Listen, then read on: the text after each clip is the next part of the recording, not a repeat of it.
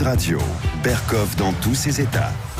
Alors nous allons parler de la merveilleuse ex-reine du Poitou, qui heureusement sait se rappeler à notre attention, et surtout, nous allons reparler avec Noam Anouar, policier, ancien membre et ancien très actif dans les renseignements généraux et la surveillance des islamistes, sur ce qui se passe aujourd'hui. Il a fait un livre passionnant, on en parle tout de suite. Sud Radio, Berkoff dans tous ses états. Les perles du jour.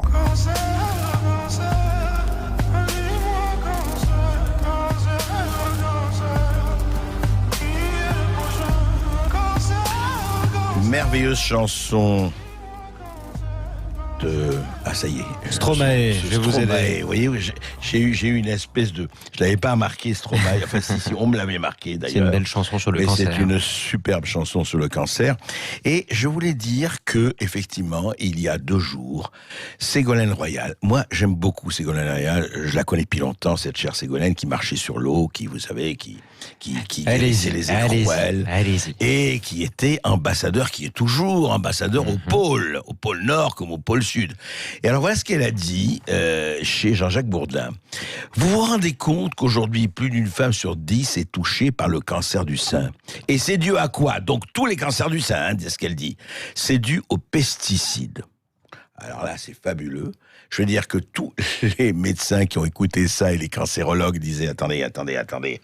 Tous les cancers du sein, donc une femme sur 10 a un cancer du sein. Donc elle s'est enflammée, oui. Donc ce sont les pesticides. Et alors, selon un sondage IFOP publié par le journal du dimanche, Ségolène Royal incarne bien la gauche pour 43% des Français sondés.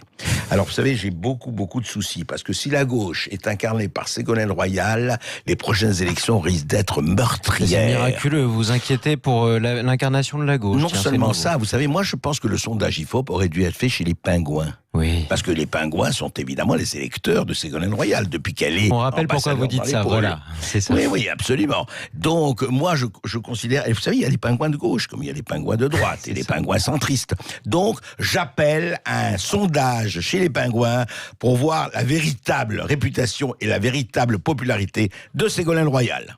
En tout cas, 0826 300 300. Si vous voulez réagir, vous réagissez au perles, à la déclaration d'amour, un peu ironique, faite par André Berkoff à Ségolène Royal.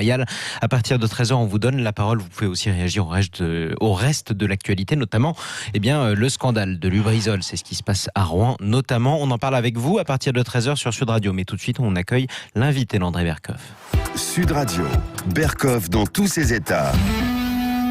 Le face-à-face. Cet invité n'est autre que Noam Anouar, ancien membre des renseignements généraux, policier en tout cas, et auteur de ce livre « La France doit savoir, un flic infiltré chez les islamistes raconte », écrit avec Willy Ledevin. C'est publié chez Plomb. Alors, d'abord, je voudrais dire quelque chose. Je trouve que ce livre est d'utilité publique. Je ne dis pas qu'il doit être remboursé par la sécurité sociale, n'allons pas jusque-là, mais il est d'utilité publique parce que c'est un livre, justement, sans préjugés, sans œillères, et il raconte, donc Noam Anouar, qui a été pendant 8 ans, même un peu plus de 8 ans, chargé justement de la surveillance à la DRPP et à la section, effectivement, à la STR, de Seine-Saint-Denis, le service territorial des renseignements. Il a été amené à enquêter, effectivement, sur les islamistes et les mouvances islamistes. Alors, Noam Anouar, pourquoi vous, je voudrais que vous le disiez, et pourquoi? Parce que vous avez quand même plus de connaissances que d'autres par rapport à cela. C'est-à-dire sur la surveillance des islamistes. Oui, bien entendu, c'est une expérience pratique, effectivement, dans un département atypique, puisque après Mayotte, c'est le département qui comporte en proportion le plus de musulmans, c'est-à-dire que l'islam est plus présente en nombre que les autres religions, même si elle n'est pas tout à fait en Seine-Saint-Denis la religion majoritaire. Elle recense environ 250 à 300 lieux de culte, au dernier recensement, en tout cas, lorsque je travaillais, en Seine-Saint-Denis, ce qui représente à peu près 10% des lieux de culte de l'ensemble du territoire national. Et donc, c'est un ensemble de fédérations présentes sur son sol.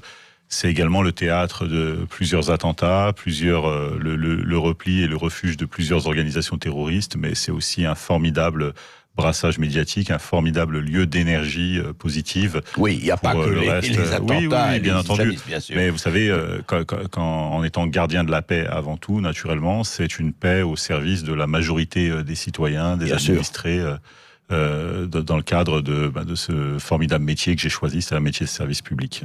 Mais alors justement, je voudrais arriver parce que vous parlez beaucoup justement, parce que on a encore vu ce qui s'est passé à la préfecture de police de Malheureusement, Paris. hélas. Oui. Hélas. Mais alors justement, écoutez, moi, il y a des questions que je voudrais vous poser, parce que vous êtes vraiment au sein, enfin, s'il y a quelqu'un qui sait ce qui se passe, c'est vous. Comment ça se fait que cette personne, donc Mickaël Harpon, n'a pas été signalée? Il y a eu quand même beaucoup de choses qui sont sorties depuis ce week-end. Comment ça se fait que, au sein même, au cœur même de l'édifice, en fait, de la sécurité, et puis il était habilité défense. Il a eu donc des dossiers très sensibles. Comment ça se fait que personne ou l'a vu ou on l'a voulu voir? Parce que en France, malheureusement, on a une culture administrative qui se fait de fait l'ennemi de la performance. Donc, c'est-à-dire que chez les fonctionnaires, malheureusement, on ne recherche pas la performance et on n'aime pas les vagues. Et donc, dès lors qu'on vous signale la possibilité d'un risque, un méfait qui pourrait entacher la réputation, la réputation du service globalement. Ouais. Vous êtes systématiquement victime du syndrome du médecin annonciateur, c'est-à-dire que vous annoncez la maladie, vous n'y êtes pour rien, mais on s'en prend à vous parce que vous annoncez la mauvaise nouvelle. Et donc c'est exactement ce qui s'est passé.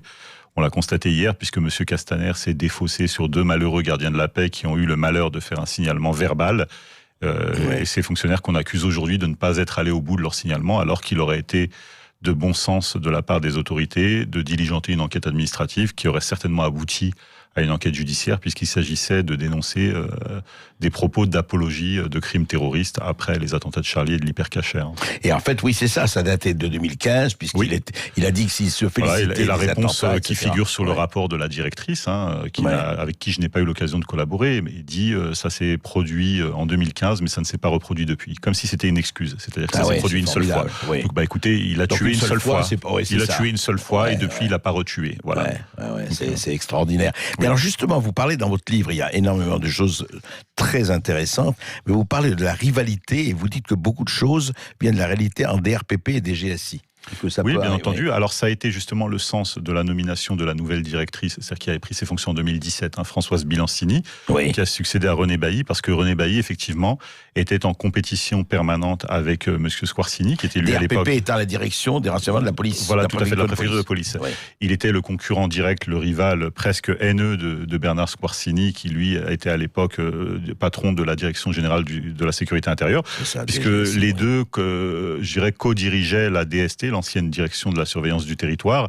Et donc, cette rivalité a laissé des traces. Et quand chacun a pris sa direction, effectivement, respective, la rivalité n'a eu de cesse d'être, finalement, de créer, de léser l'action sur le terrain et les collaborations. Mais alors, justement, Noam Anouar, ce que vous dites, c'est très grave. Là, je pense à nous, aux citoyens, etc. Oui, alors vous dites que certaines rivalités ont empêché Bien sûr, ça s'est illustré au moment de l'enquête qui a entouré les attentats de Charlie Hebdo, puisque quand on a posé la question à M. Bailly de savoir ce pourquoi des membres de la cellule des Buttes-Chaumont, qu'on connaissait depuis le début des années 2000, avaient réussi à passer à l'acte, le prétexte a été de dire que M. Kouachi avait déménagé à Reims et que donc naturellement il n'était plus du ressort de la DRPP de le suivre puisqu'il avait il était sorti de la zone de compétence de la DRPP, qu'il avait été rigoureusement signalé à la DGSI et que la DGSI n'avait pas suivi son retour dans l'agglomération parisienne. Donc ça s'est perdu dans les limbes, quoi. Oui, et puis on a eu le même cas de figure à Saint-Étienne-du-Rouvray, puisqu'un fonctionnaire de la DRPP avait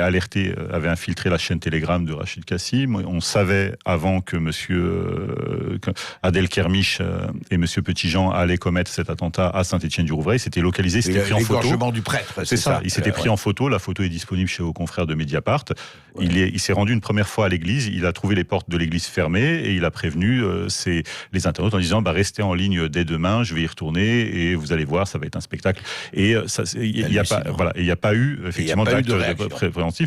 Bon, ça a été pareil sur l'attentat du Thalys également. Les Espagnols nous ont prévenus, nous ont dit on a un individu radicalisé qui s'est dirigé vers Aubervilliers, il est chez vous maintenant, donc on vous passe le relais, il n'y a pas eu de prise de relais. C'est un laxisme dangereux. Total. Voilà. Eh bien, on continue à en parler avec Noam Anouar tout de suite. La France doit savoir, un flic infiltré chez les islamistes raconte, c'est le titre de l'ouvrage de l'invité d'André Berkoff, Noam Anouar, donc qui est policier. On se retrouve dans quelques instants sur Sud Radio. Sud Radio. Parlons vrai. Parlons vrai. Les vraies voix Sud Radio.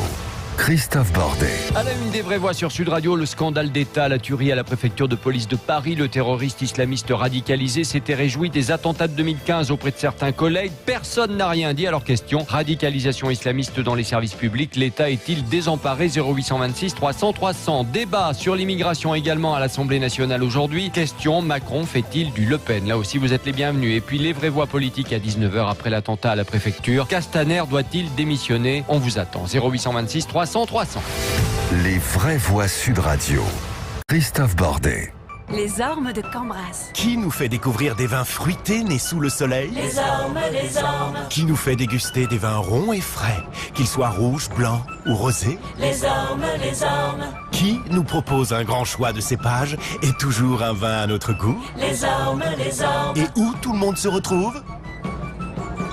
Eh oh! Sous les ormes de Cambras. Les ormes de Cambras, vin du pays d'Oc. Tout le monde se retrouve sous les ormes de Cambras. Pour votre santé, attention à l'abus d'alcool. Leclerc. Mais enfin, Philippe, c'est quoi encore tous ces légumes? Ah, ça, c'est avec la carte Leclerc. Comment ça? Du 1er au 7 de chaque mois, on a 10% de tickets Leclerc sur tout un rayon. Et ce mois-ci, c'est fruits et légumes. Tous les fruits et légumes? Du rayon frais. La carte Leclerc défend tous les jours votre pouvoir d'achat. Du 1er au 7 octobre, vous bénéficiez de 10% en tickets Leclerc sur tous les fruits et légumes frais. Voir modalité magasin et drive participants sur www.e.leclerc. 10%? Eh oui, mangez des fruits et légumes. Sud Radio, En Gironde, à l'Espar-Médoc, sur 103.2. Qu'est-ce que c'est que ce truc? Non, je suis le génie de la lampe. Quels sont tes 3 vœux? Je voudrais une Volkswagen. D'accord, et ensuite? Un Tiguan, en fait. Mais- Et en 3e vœu, je voudrais qu'il soit gris. Attends, tu sais que tu peux me demander n'importe quoi, tu le sais, ça? Bah oui. Pourquoi? Non, rien. On ferait tout pour une Volkswagen. En ce moment, le Tiguan est à partir de 330 € par mois. Déduction faite de l'aide à la reprise Volkswagen de 4 500 €. Location longue durée 37 mois, 30 000 km. Premier loyer de 4 300 €. Sous réserve d'acceptation par Volkswagen Bank. Détails sur Volkswagen.fr. Portes ouvertes les 12 et 13 octobre. T'as vu? C'est le mois anniversaire sur Cdiscount. Non, ne dis rien, s'il te plaît, j'ai pas eu le temps de regarder. Je vais pas te spoiler, mais pendant la saison 21. Non, arrête. En exclusivité, le téléphone Xiaomi Mi 9 Lite plus le bracelet connecté à 269 €. J'entends rien. Seulement 269 €. Non, trop bien, faut que je mate. Pendant le mois anniversaire, Cdiscount enchaîne les offres en série. Tous les jours, un nouvel épisode. Bon anniversaire, Cdiscount. Offre valable ce jour dans la limite des stocks disponibles. Cdiscount. N'économisez pas votre plaisir.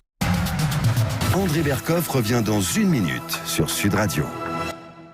Pour son anniversaire, Intermarché vous propose d'écouter 50% de remise immédiate. T'entends? Quoi? Bah rien. Ah ouais. Votre bébé va bien dormir. Dès demain chez Intermarché, le paquet de 120 couches Pampers Baby Dry est à moins 50%, soit seulement 14,95 €. Intermarché, tous unis contre la vie chère depuis 50 ans. Jusqu'au 13 octobre, dans la limite des stocks disponibles. Modalité et magasins participants sur intermarché.com. Sud Radio, parlons vrai.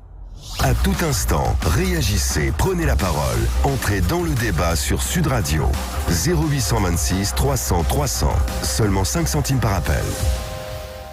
Et maintenant, qui nous propose aussi des vins moelleux, blancs ou rosés, à déguster bien frais? Les ormes de Cambras. Tout le monde se retrouve sous les ormes de Cambras. Pour votre santé, attention à l'abus d'alcool.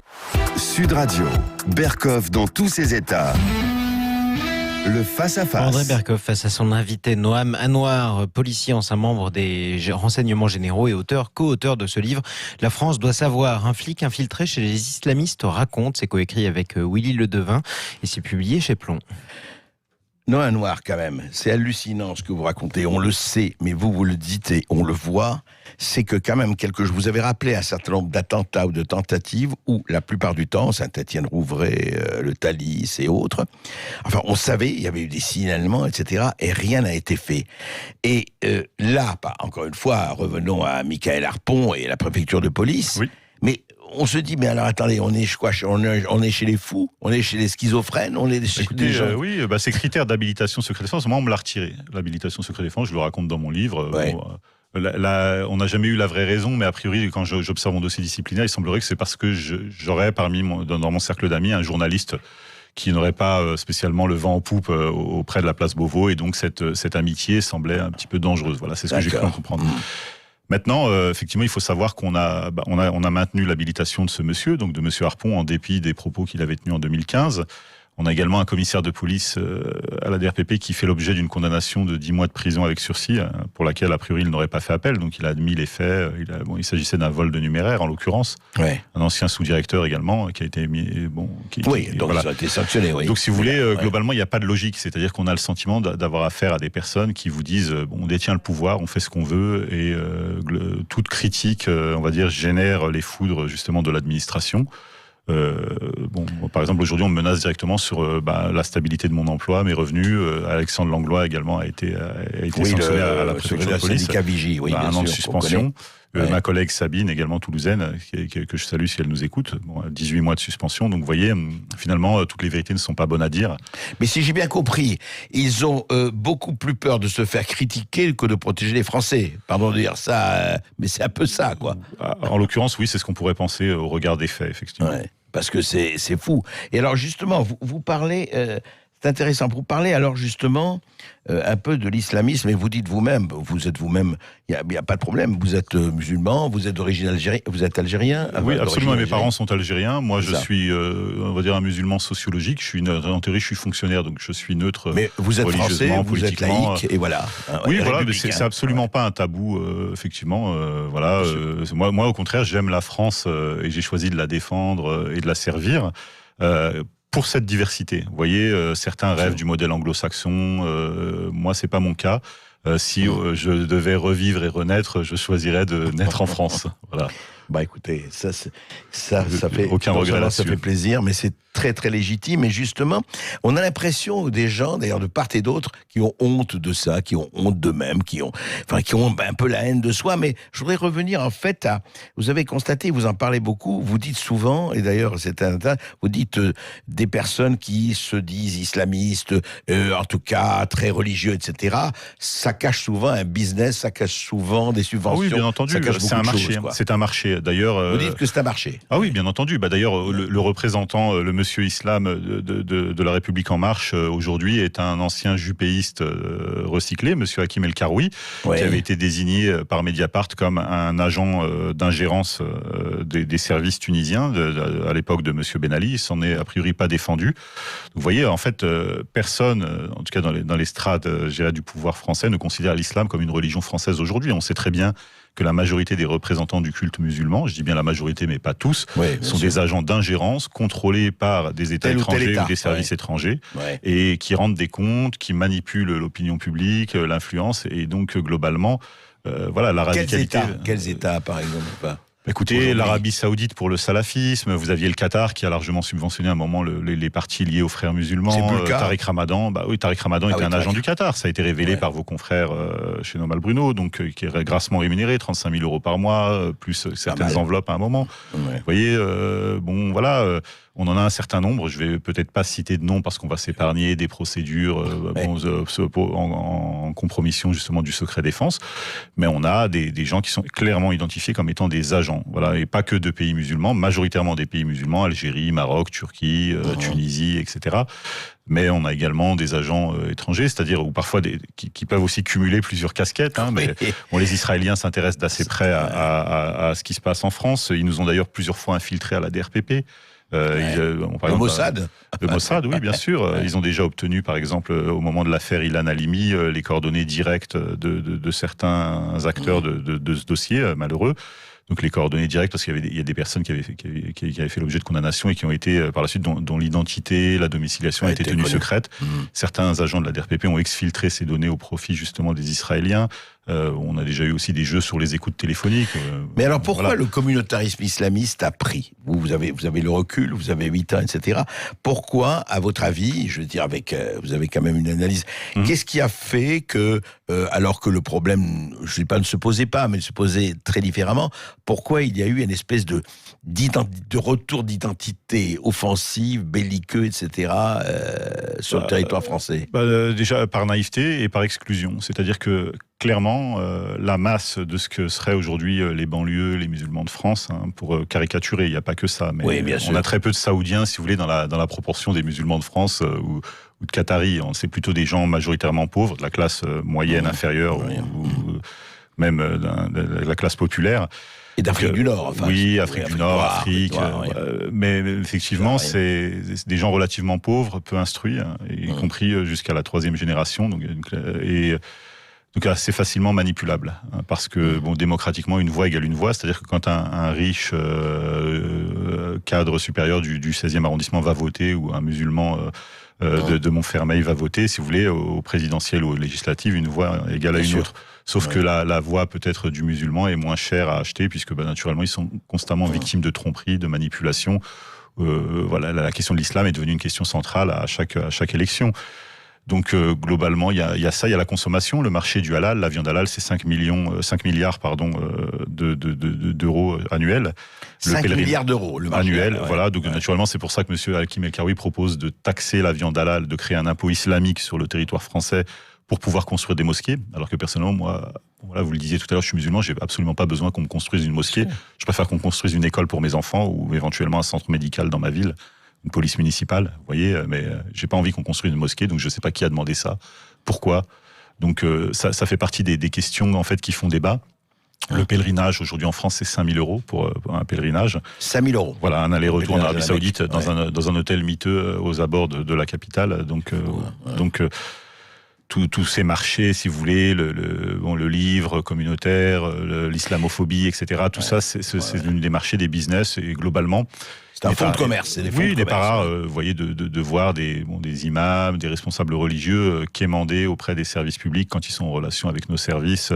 Des naturalisations, des titres de séjour pour les uns, pour les autres, qui sont d'ailleurs parfois facturés.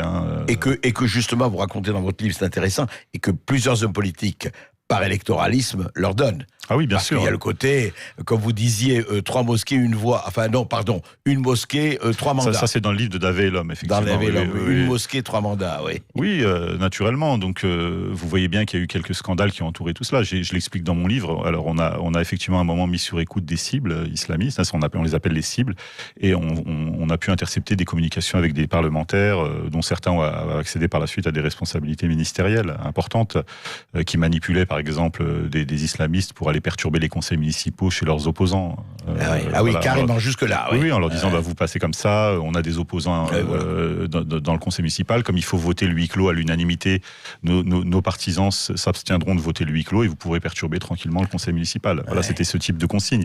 On a également un maire qui a octroyé un gymnase municipal pour le jour de l'an en disant, amenez votre racaille globalement le jour de l'an dans le gymnase, vous pouvez leur servir vos boniments et ça nous abstiendra de pouvoir éteindre les incendies, des véhicules incendiés, etc.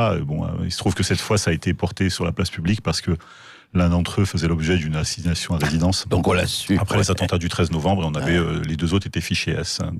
Incroyable. Oui, ça fait partie du jeu, si vous voulez, on le sait. Les États étrangers sont là, les partis politiques, les opportunistes. En fait, c'est open bar, quoi. Chacun.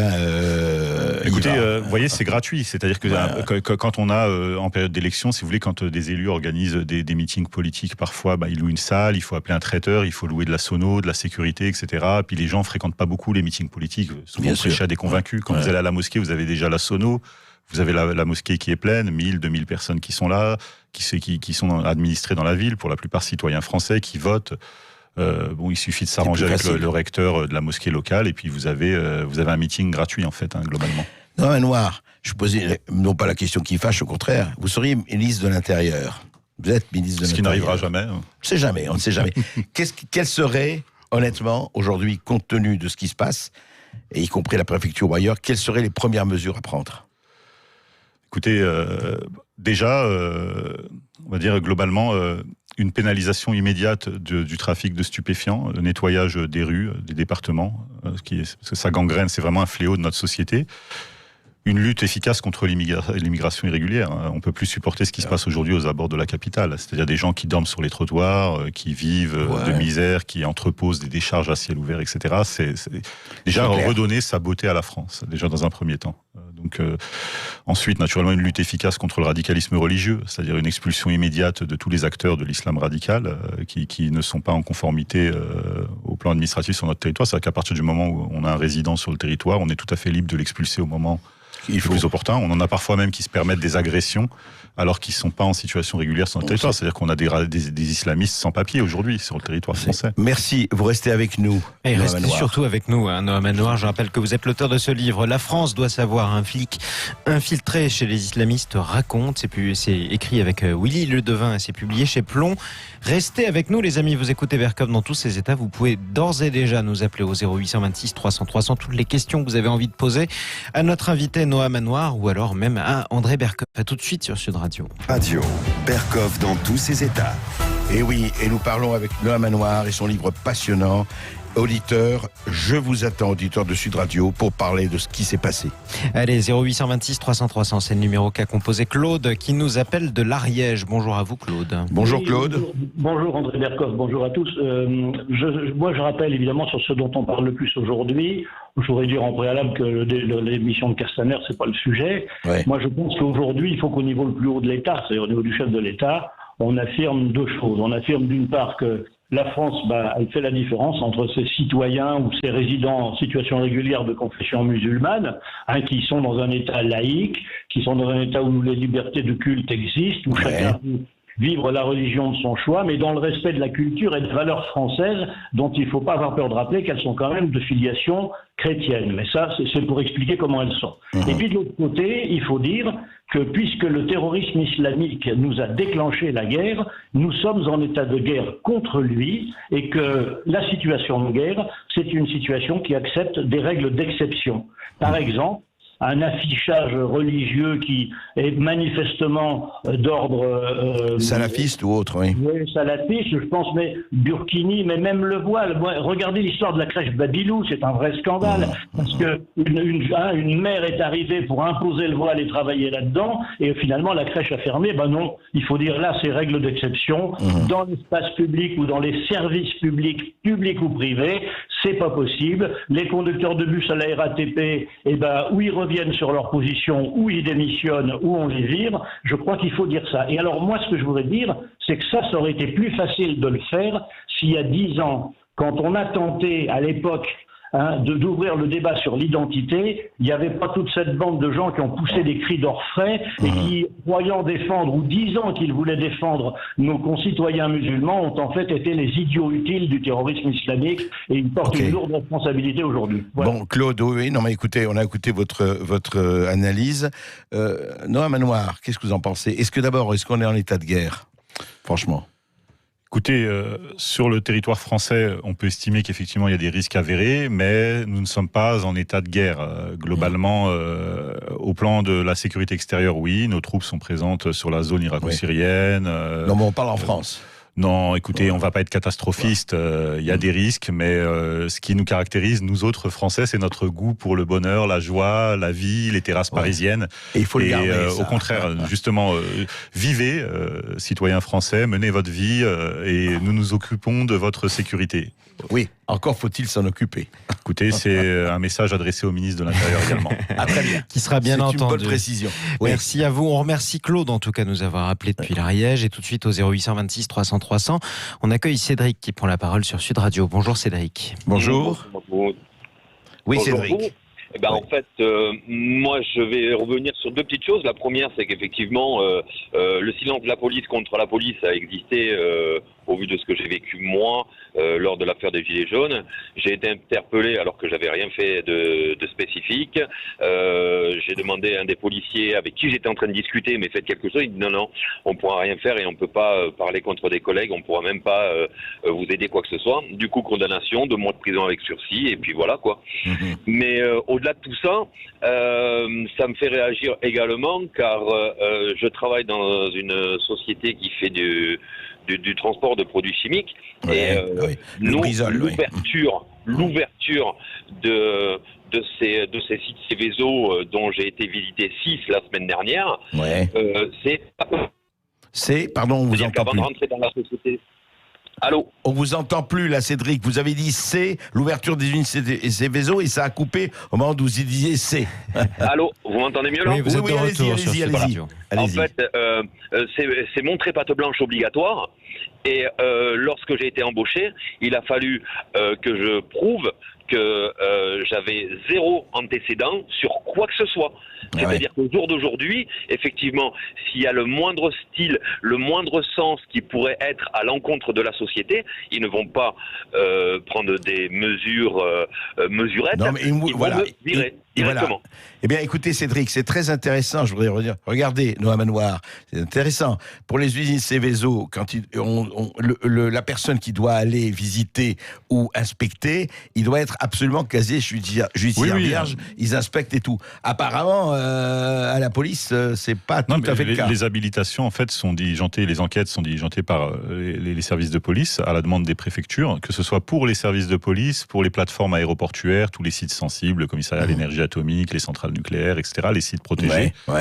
Et donc, elles sont menées rigoureusement. Après, comme je l'ai dénoncé sur un certain nombre d'antennes, c'est peut-être la périodicité des enquêtes qui est à remettre en question. C'est-à-dire qu'aujourd'hui, on vous donne un chèque en blanc pour 5 ans, mais en 5 ans, il peut se passer beaucoup de choses dans la vie d'un homme ou d'une femme. Et naturellement, il faut revoir ça. Il faut les revoir. Il y a un vrai chantier, un chantier pharaonique en fait qui se profile. Et il ne faut pas se défausser de ses responsabilités. C'est-à-dire qu'hier, sur l'antenne de vos confrères de BFM TV, j'écoutais Laurent Nunez, quand on lui dit « Oui, mais regardez, en juillet 2015, quand même, Monsieur Harpon a tenu des propos. » Il dit « Oui, mais moi, j'étais directeur de cabinet jusqu'en mars. Donc en juillet, c'était plus moi. » Mais là, vous êtes ministre, monsieur. On vous pose la question à vous. Oui, c'est quand même l'ancien directeur général de la sécurité intérieure. Donc moi, je me suis félicité au départ de sa nomination. Ça suscitait beaucoup d'espoir. On s'est dit « Tiens, enfin, un type compétent. » Là, le discours d'hier, franchement, je vais pas dire qu'il m'a meurtri. Je n'adopte pas une posture victimaire. Mais c'est pas moi, c'est les autres. En tout cas, on remercie Cédric d'avoir pris la parole sur Sud Radio au 0826 300 300. C'est le même numéro qu'a composé Audrey. Bonjour à vous, Audrey. Oui, bonjour. Bonjour, Audrey. Oui. Alors, moi, j'ai une petite question à vous poser. C'est vraiment ma question parce que ça a été un débat hier avec mon fils qui a 22 ans. Allez-y. Voilà, je lui ai demandé quand c'est qu'on va arrêter de donner de l'importance à l'islam. C'est ma question. Quand est-ce que on va arrêter? Mais l'islam, c'est une religion et je suis loin d'être contre. Oui. Mais on nous l'impose. Mais vous voulez dire, attendez, comment on vous l'impose? Je comprends pas votre question. Je comprends que vous disiez par rapport. Un petit village. Oui. Voilà, un petit village. Voilà, je vais pas dire où j'habite, loin de là. Non, mais allez-y, oui. Voilà, on a une piscine, municipale, une toute petite piscine, voilà, sympa. Les gamins barbotent, les gamins apprennent à nager. Oui. Et depuis cet été, ils ont décidé qu'en fait, les femmes voilées, voilà, le mardi et le jeudi, la piscine leur était réservée. Ah oui, je comprends. Par rapport à un burkini voilé, oui. Voilà, le médecin, le mardi et le jeudi, c'est les femmes voilées qui sont prioritaires. Moi, ça fait 3 jours que je suis malade, voilà. Jeudi, j'ai pas pu y aller. Enfin, jeudi, c'était les dames. Et après, j'ai travaillé, donc je comprends ce que vous voulez dire, oui. Donc, hier, j'ai posé la question à mon fils. Ça a été un petit peu un sujet tabou. Et là, il m'a dit, maman, t'es pas tolérante. Si, moi, je pense que je suis très tolérante, mais il y a des limites. Alors justement, Noir, ça, on revient vraiment à ça, c'est une question vraiment, très importante, effectivement, entre la règle républicaine qui veut que tout le monde, dans une piscine, on sait bien, pas de Bermuda pour les hommes, pas de tenue pour les femmes, etc. Oui, tout à fait. Et cette mairie, donc, a permis un jour pour les femmes qui veulent rester voilées. Oui, tout à fait. Alors c'est quelque chose, moi, que je dénonce totalement, parce que les opérations burkini, les coups de poing dans les piscines municipales qui ont eu lieu cet été, on s'est aperçu qu'il y avait 1 ou 2 collectifs qui avaient organisé ces opérations coups de poing, qui étaient financés par la Fondation Soros, donc une fondation étrangère, qui finalement subventionne des associations communautaires pour venir perturber le calme républicain. C'est à ce moment-là, justement, qu'il faut montrer les muscles. C'est pas face aux gilets jaunes qui revendiquent des avancées sociales. C'est à ce moment-là qu'il aurait fallu justement sortir les muscles, s'adresser peut-être directement au financement, aux associations.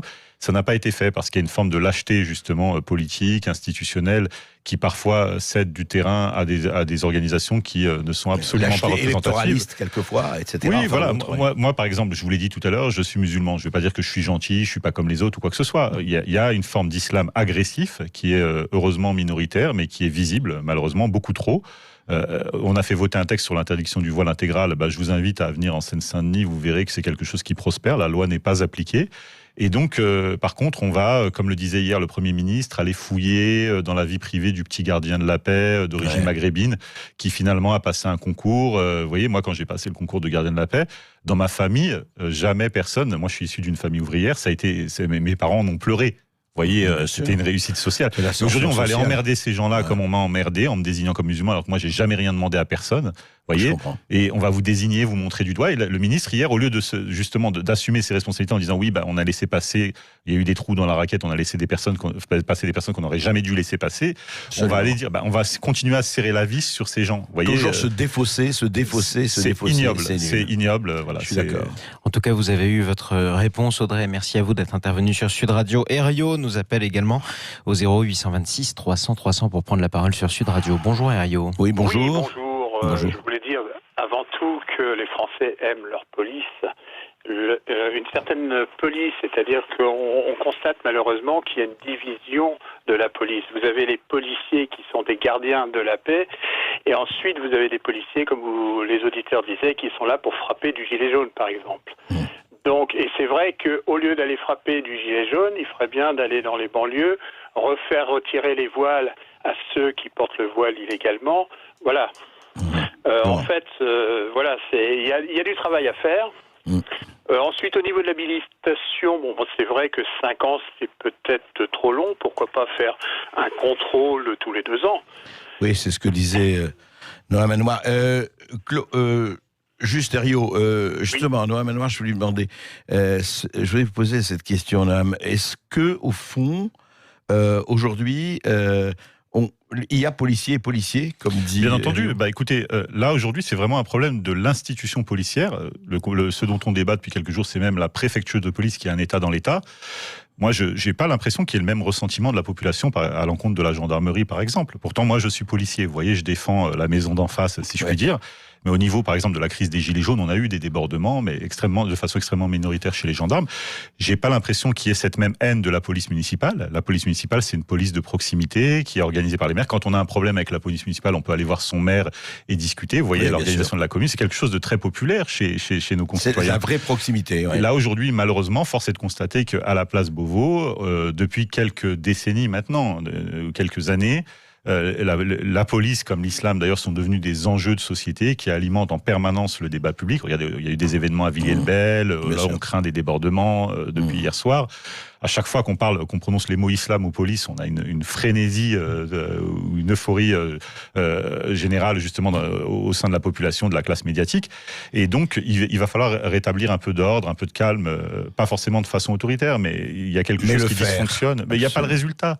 Je vous le disais, les portes de Paris, l'immigration irrégulière, le stupéfiant, le radicalisme, c'est partout en France, ça ne fonctionne pas. On n'arrête pas de parler de ça, on déploie des moyens colossaux justement au niveau des budgets. Mais on continuera à le faire. On écume l'océan avec une petite cuillère en fait. Voilà, merci Noam Manoir, merci. Merci à vous Noam Manoir. Je rappelle que vous êtes policier, que vous êtes un ancien RG, les renseignements généraux, et que vous présentez ce livre, La France doit savoir, un flic infiltré chez les islamistes raconte. Vous l'avez coécrit avec Willy Ledevin et c'est publié chez Plomb. Merci à vous André Berkoff, on retrouve demain à midi dans tous vos états. Merci Noam Manoir. À suivre Jacques Pessis pour les clés d'une vie qui reçoit son invité, le comédien, l'acteur, metteur en scène, scénariste Alexis Michalik, multiple moliérisé. Belle journée à vous sur Sud Radio.